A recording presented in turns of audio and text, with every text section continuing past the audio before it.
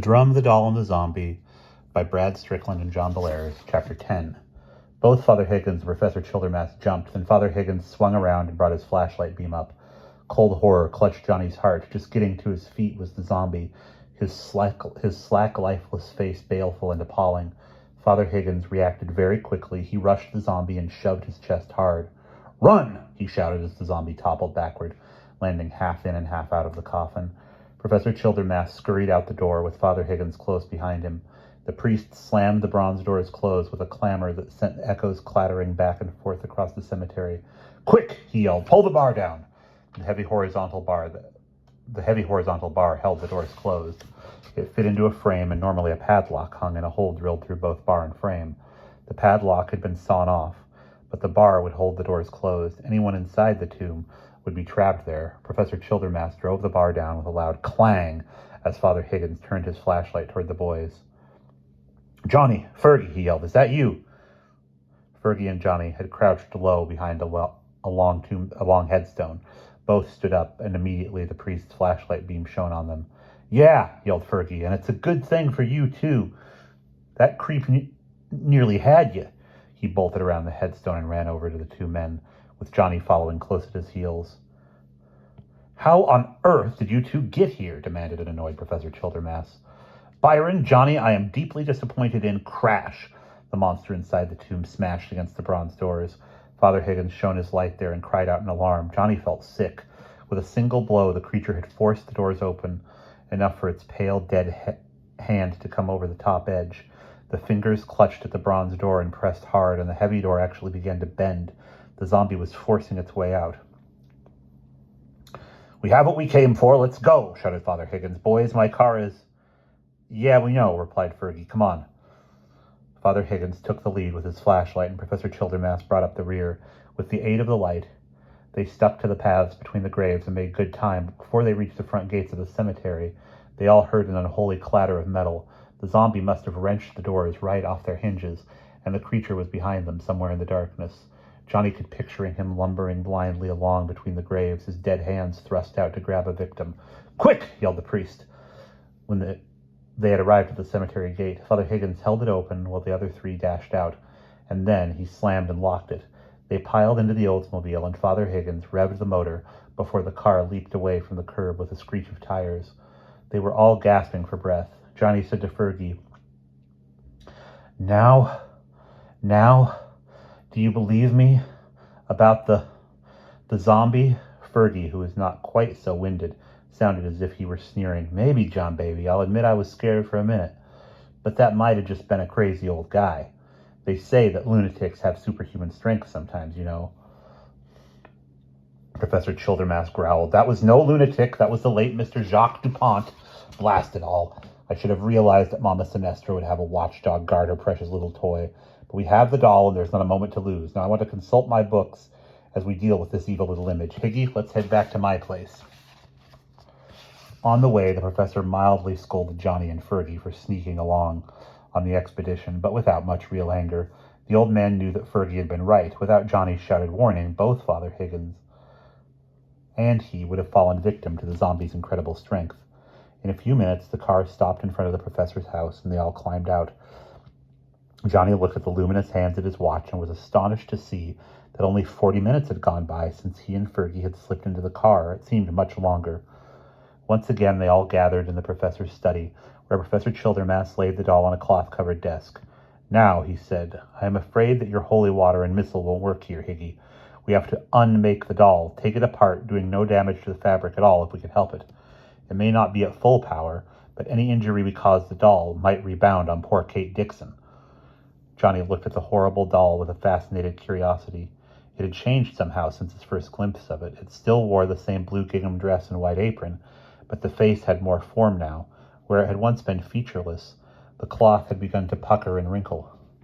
One wrinkle suggested a mouth, two little dimples were in the right place for eyes, and between them, a nose began to form. The face looked like a very blurry snapshot of his grandmother. He shivered gratefully that the spell had not reached its completion. He suspected that if it had, the doll would have been a dead ringer for Grandma. The professor fused The professor fussed with the seams of the doll. At last, he smiled grimly as he peered at the doll's hand. Here is the knot that holds the thread, he muttered, but hang it all, Mama S has left us no slack. I don't want to cut the knot, although we might try burning it in two. Fire is said to purify evil. He fetched a needle, which he stuck through the eraser of a pencil. Then he used his tacky cigarette lighter, which was in the shape of a knight in armor, to heat the point of the needle red hot. With the light touch of a surgeon, the professor barely grazed the thread with the needle tip. A little wisp of smoke curled up and the thread parted. There, said the professor with an air of satisfaction. Now we can unmake the thing. With infinite care, he used the point of a second cool needle to take out the stitches that held the doll together. He opened it up and took from inside a wad of cotton with about a dozen white hairs wound around it. He plucked the cotton away and made sure he counted the hairs into a separate pile. When he finished, he muttered, 13. We might have guessed, eh? Now, Higgy, just to be safe, bless this pile of cloth and cotton and hair, and then we'll burn it. Burn it? Yelped Johnny. Won't that? No, said the professor firmly. I have unmade the doll, and now it is harmless. To take off any lingering spell, Father Higgins will do his bit. And then the parts of the doll will be just powerless pieces of cloth, wads of cotton and strands of hair. So go ahead, Father Higgins, and do your blessedest. The priest performed a brief ritual of blessing, and then they ceremonially burned the cloth, cotton, and hair. Johnny ran home right away, and he found Grandma looking well but a little puzzled. Hi, he said as he came in. Oh, Johnny, she replied. I was just going to down to the upstairs bathroom. Is that where the back teen is, do you know? When anything surprised Johnny, he stammered, sure, it's in the medicine cabinet. Why? Grandma held up her right forefinger. It had a big blister on it, just on the outside of the joint. Beats the life out of me how I did it, but somehow or other I must have burned the dickens out of my finger. Didn't even notice it until just a few minutes ago, and then this big ugly thing popped up. But I'll bandage it up, and it'll be better tomorrow. Later that night, Johnny lay in his bed and wondered at the weird magic of the doll. The professor had been right. The blister on Grandma's finger was in the same place where he had burned through the thread holding the doll together. He shivered, wondering what terrible thing would have happened to Grandma if someone had cut the thread without taking the time to unmake the doll. It was an awful notion to contemplate, and he fell asleep with only difficulty that Sunday night. Johnny expected that Professor Childermass would go immediately to New Hampshire to save Professor Coote, but he was mistaken. The professor explained somberly that he could not use the same methods that had worked with Johnny's grandmother. We are fighting two different attacks, explained the old man. First, Mama Sinestra must have made a doll with some of Charlie's hair inside it. I checked, and Charlie grew ill the morning after the new moon, just when such a doll would have gained full power. That is what landed him in the hospital. Since that doll is finished, Mama Sinestra could use it at any moment to kill our friend. Johnny swallowed hard. What else are we fighting? He asked. The professor grimaced. After Charlie was hospitalized, the old hag slipped into his room and concealed a knotted cord in his pillow. As the cord grew in power, our friend's mind grew weaker. Now he is in a coma, and that means that the evil creature in his pillow has done its work. So Charlie is in much greater danger than your grandmother was. We could splatter the pillow monster with holy water. That might even kill the creature, but since it has already absorbed Charlie's mind, he would never come out of his coma. I have to learn how to deactivate the monster before I attempt to deal with it.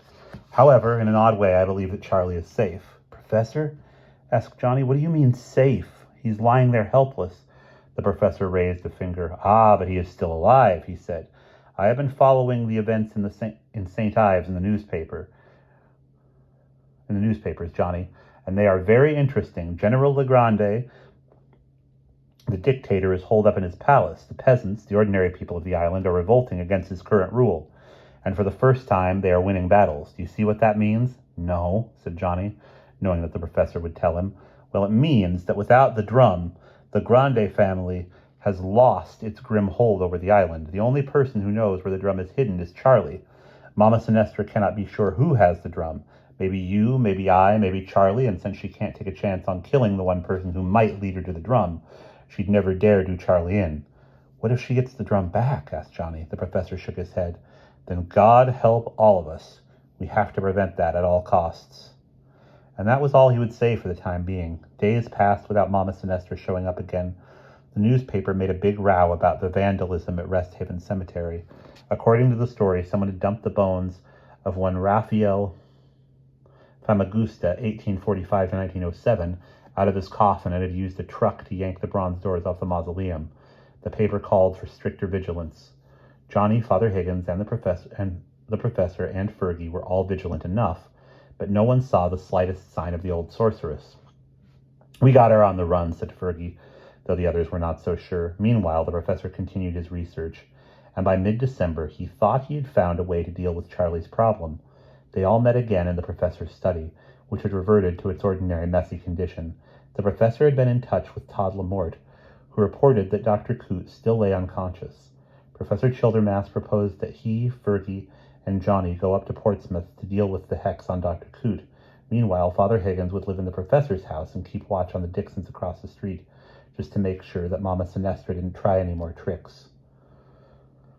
"I think having a priest nearby would give her second thoughts," the professor finished, "and I believe that the boys can handle whatever horror we find in Portsmouth. I wouldn't even take the two of you, mind, but I have a rotten feeling you'd sneak along anyway." "Now, Prof," said Fergie with a broad, innocent grin. "Whatever makes you say that?" Professor Childermass did not smile. "If you go, Byron, you will consider yourself under my orders. You will do what I say, and if I don't say it, you won't do it. Is that clear?" For once, Fergie's smart-alecky manner disappeared. "Sure," he said. "You got my word on it, Prof." "Gentlemen," the professor said, "I want you both to bear in mind one thing.